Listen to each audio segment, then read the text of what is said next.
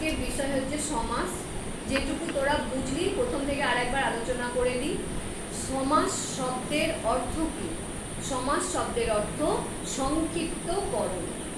সমাস শব্দটির ব্যুৎপত্তিগত অর্থ কি? সম্পূর্বক অস ধাতু যুক্ত ঘম। এবার তাহলে সমাস কাকে বলবো আমরা?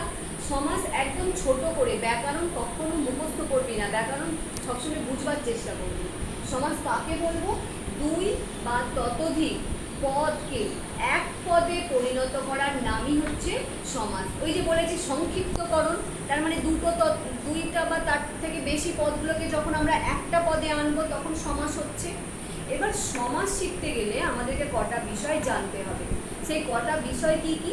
প্রথমেই হচ্ছে সমস্যমান পদ, মানে যে পদগুলো দিয়ে আমরা সমাসটাকে জোট বাঁধাবো বা সমাসটাকে তৈরি করব বা এক পদে আনবো।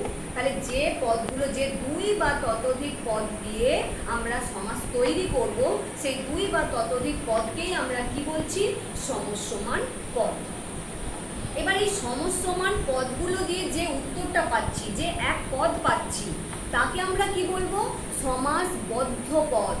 এই যে দুই বা ততোধিক পদকে বেঁধে নিচ্ছি, বেঁধে জোট করে নিচ্ছি, করে একটা পদে এনে নিচ্ছি, সেইটাকে আমরা বলবো সমাসবদ্ধ পদ। ঠিক আছে?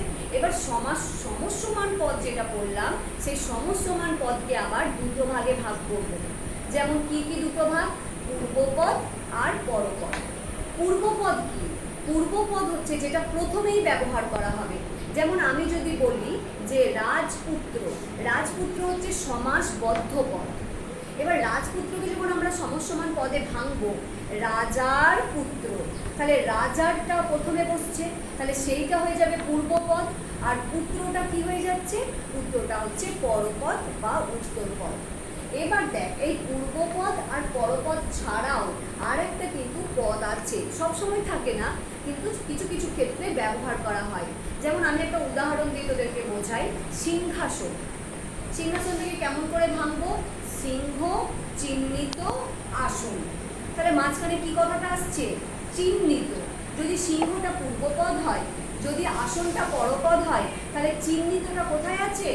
মাঝখানে আছে। তাহলে সেটা কি হয়ে যাবে? মধ্যপদ। এবার আরেকটা জিনিস আমরা জানবো, যেটা হচ্ছে ব্যাস বাক্য। ব্যাস বাক্য কি? ব্যাস কথার অর্থ হচ্ছে বিস্তার। ব্যাস বাক্য হচ্ছে ওই অর্থটাকে বিশ্লেষণ করছে। তার মানে আমরা যদি সোজা কথায় বলি, সমস্যমান পদ সমষ্টিকে বলা হয় কি? ব্যাস বাক্য। সমস্যমান পদের গোটাটা কি? সমস্যমান পদ সমষ্টিকে বলা হচ্ছে ব্যাস বাক্য। তাহলে সমাস শিখতে গেলে এইটুকু আমরা প্রাথমিকভাবে শিখব।